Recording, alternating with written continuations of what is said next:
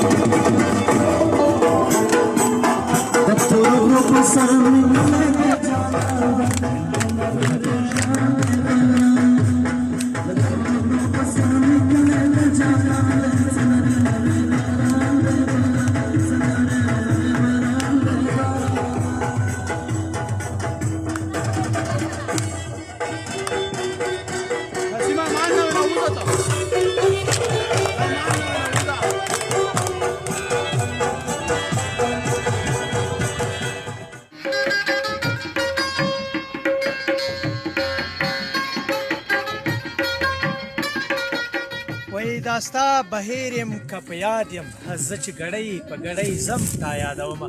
سلامونه ولیکې هیلې ستړي مه شئ ښه راغلاست یوټیوب چینل خپرونو ته په دې هیله چې روغ رمټ به راته یاستئ او مسافرو نه ډېره زیاته مننه کومه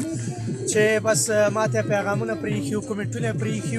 چې تاسو ورشئ یو ځل سر ورښکاره کړئ د خوست ښکلې ولسوالۍ ځاځي میدان ته او دا په ډیورون کرښه باندې پرته ده دم ګڼئ زه چې دلته یم دې ته سیټي وان کلی وایي او اخواته د پاکستان پوستې پرتې دي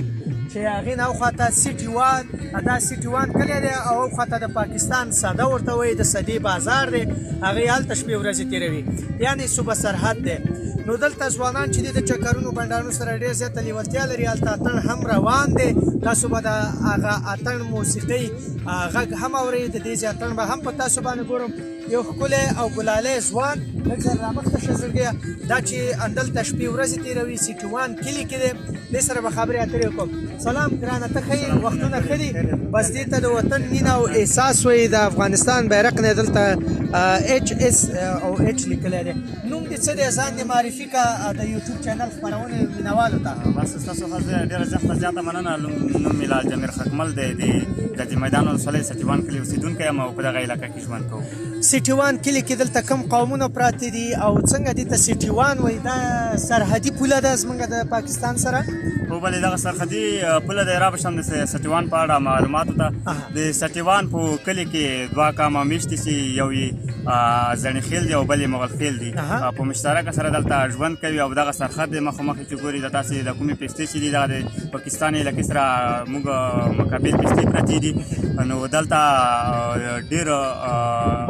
بخښنې سره او دلته دوه قامه ژوند کوي هغې تر څنګ نور هم زموږ تر شا ویلوړ دي بلکې یو مکمل خوست ویلوړ امنیتي وضعیت دلته څنګه دی او خلک څنګه دي د دولت سره همکار دي مسافر خو ته نه لرې د هېواد نه بهر د کور کلي کې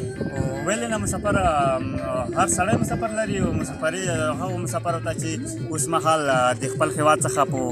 لرې منطقو کې شپې سبا کوي هغو ته لومړی سلام او پس له سلامه هغوی ته دا دعا کوم چې خدای جل جلاله دې په لومړی په موږ او بیا په هغو ورحمېږي چې خپل وطن کې سبا آمین آمین ډېره زیاته مننه کوم دلته د ولور حساب څنګه دی یو جلۍ باندې څونه ولور اخیستل کېږي ولبرې خو دلته ډېرې جګې دي که څه هم خلک مسکینان او غریبان دي خو بیا خدای دې د هر چا چاره جوړه کړي ولورو څونه که اخلي 10 افغانیو تر شا پورته دي 10 لکو افغانیو نه لوړ دي ډېر ښه نو مسافرونو غوښتنه وه چې تاسې سازي میدان ښکلې ولسوالۍ ته ورشئ او موږ باندې د هغې ځای ښکلاګانې وګورئ مسافرو ته ښکلې ټپې ووایه لږ لنډۍ ووایه چې یو څه ترېنه موږ هم خوند واخلو جمیع الله جان او مسافر دي ګوري هغې به خوشحاله شي تاسو مننه چې ستاسو خوښه دی زه به یو څه ټپې ښه په طرز کې وکړه صحیح ده بس مهرباني چې مسافر شي نه به څه خورې او په کور دې ناخوړه سرکو شنډو سرونه مسافر مه وژنئ خونده یا به مین وي یا بې کونډه او ناسته وینه او مسافرې مې زړه نری که او د جدایۍ خبرې مه کوه مینه د زړه برجونه دې محکم کا زه ته تکي وربل ته تو پېښېږومه ویارې خو ستا کړه ما خو نه کړه اوس چې لنډه پرې کوې ژړا راځي نه یارې خو ستا کړه ما خو نه کړه اوس چې وکړه راته ما کړه انکارونه زبردست یاره جمیع الله جانه زنده باد بس جار د شمه خاکسار صاحب خاک جمیل خاکمال والا ډېر ښکلی نوم ډېره زیاته مننه کور ودان خوشحاله شولم چې تاسو سره مې دلته ملاقات وشو او خبرې اترې مې وکړلې ستاسو اتڼ به هم وګورو صحیح ده ډېره زیاته مننه ګلونو ډېره زیاته مننه د دې اتڼ هم وګوري او دا سرحدي سرحد دی ځاځي میدان د ښکلاو څخه ډکه ولسوالۍ ده چې واقعیت ډېر زړه راښکونکي ځایونه لري نور ځایونه به هم په تاسو باندې ګورم راځئ چې د دې اتڼ په ګډه سره وګورو